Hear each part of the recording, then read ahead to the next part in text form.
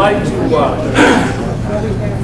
like to begin this on a loud voice because we're still working on a microphone. We're going to get one resolving things, but until that comes, I'll just speak up and hopefully everyone can hear me as will the candidates. I want to just thank everyone for being here. It's a pleasure. This is the Maine Justice Associates' very first judicial forum. I'm hoping that we can continue it as a tradition in this community that my law firm, nonprofit organization I call it, called Big Justice Foundation, will continue to educate the public through these kind of events. Judicial elections are always very, very important in any community because these are the people who decide whether or not we have justice. This year in particular is important because over 50% of the judiciary is being decided in this year's elections. That's pretty significant. We have 2 sitting female judges that nobody ever heard of a year ago.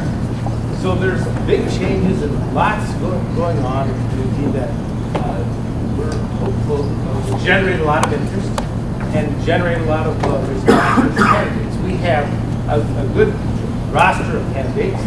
Before I get to that, I want to acknowledge that we have State Representative, or State Senator Jim Barsha present. There he is. Very good. Rick Wilson, who's the Republican candidate for Congress in the 5th Congressional District.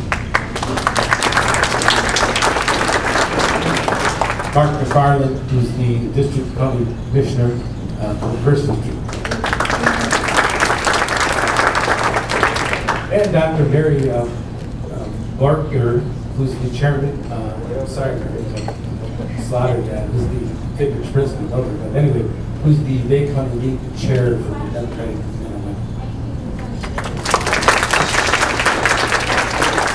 Women and Men, sorry. And this is we have, let me explain what I've done, and tried to handle this thing as objectively as possible. Because the whole idea, if you've been following my newspaper ads, the whole idea of what's been happening is to try to educate everyone. As an insider who's gone back 30 years, to try to educate everyone as an insider on what is going on in our community and in this historic election. And I forgot to turn this up. So I think it's important historically that, and that's why we've tried to sponsor some education maybe through these paid ads, talk about these issues as we lead into this debate tonight and this afternoon, and also to generate community interest. This is a very good turnout. It's heartwarming to know that all of you are here because you care about the community. I know you're not here to listen to me, so let me show you and tell you what's going on. We have all of our candidates save, well, actually all of our candidates here, and we also have our 3 panelists, Craig McMorris of Gator TV5 News this morning is here. We have filling in for Steve Niebling, Joe Blada. Joe is an associate attorney with my law firm now. We thank Joe for filling in for Secretary. Steve couldn't make it due to a serious illness in his family. He's probably in the hospital as we speak. Then we have Paul Stevenson, attorney here. Paul is the administrative co-chairman and the co-founder of the Michigan Democratic Party caucus. We appreciate Paul's involvement. Paul's been very involved in that whole facet of educating the community on judicial elections. We would, just to tell you, I've met with the panelists. The panelists have formulated their own questions. Okay, I've given them my suggestions, but their decision is what you'll hear tonight. We have I've discussed it with panel members, and I'm really not sure exactly what the questions will be. But we've discussed a basic format. The format will be, every candidate will be by the panelist decision, every candidate will be given 2 minutes to tell you a little bit about themselves. I will be the watchkeeper tonight. A rule that I'm not really that accustomed to, but we're going to do it, our best to do it, and right. We're going to then limit answers to the questions to 1 minute. So they'll ask the questions, they'll decide the questions.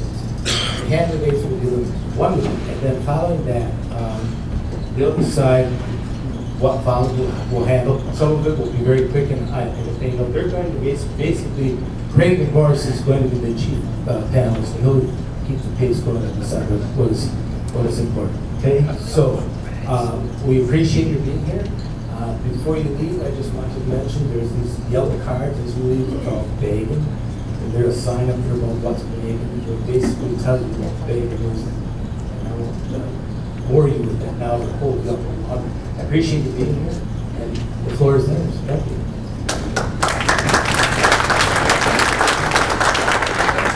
I'm sorry. Well, we'll begin with the middle person. Okay, trying to be fair here. Thank you. And it's up to you which way you pass it. Okay. Well, if you haven't seen either my TV commercials, the billboards, or my pamphlets, I'm Eric Zimmerstrat. And I'm assuming that you know something about me by now. So I'm going to spend a little bit of time following up on what Ed brought up, and that is education. Because this 6-month campaign I've been on, I've learned some things myself. And one is that education is a central issue, and it's important to the judicial system likewise. That the folks out there are not educated about our judicial system. Now, education is very important to me. My father, who I had the pleasure of practicing with for 25 years, actually taught high school history before he went to law school. My wife works out at the Career Center. My daughter's a special ed teacher. And if you see my brochures, I'm an adjunct professor at Delta College. I've been involved out at Delta in the legal support program for a number of years, teaching civil litigation. And I found from talking to many, many people now over the 6 months that people just don't know about our system.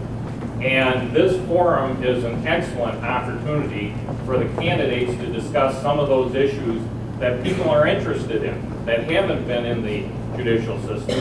And recently I had an opportunity to speak to one person door to door, and they told me about a real tragic situation in their own family because they weren't aware of the judicial system. They didn't know what district court was for, what circuit court was for, what probate court was for. And my experience in covering some 30 plus counties over 30 years has lent to that experience in understanding how the system works and explaining the system to people. And I think that's very important of a judicial candidate, that a judge can explain to not only the parties, but those persons that are involved in the system, particularly victims, and particularly the parties' families, on what's out there for people, treatment, etc.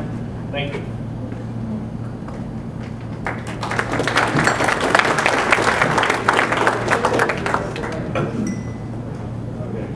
Hi folks, I'm Steve Jacobs. Thank you. Would you like me to yell 10 seconds? Yeah, sure. Or 30, 30 probably, 30. Try again. Howdy folks, I'm Steve Jacobs. I'm a lifelong resident of Bay County, went to Garber High School. Then I went in the Army for 3 years, came back to town, went to Saginaw Valley, Alex and Cooley Law School, came And back one to town is the again. education. Worked for Judge Penzine, Public Defender's Office for a short time, and I've been in private practice, been an attorney here for 27 years. One of the things I'm proposing that we have in district court is a veterans court. You might have read about it recently in the paper. The veterans court already exists in Novi and also in Macomb and Kingdom County. And they have it in 2 courts, 2 district courts. You know, these 2 wars we're involved in are the longest wars we've had. They're over 10 years in length.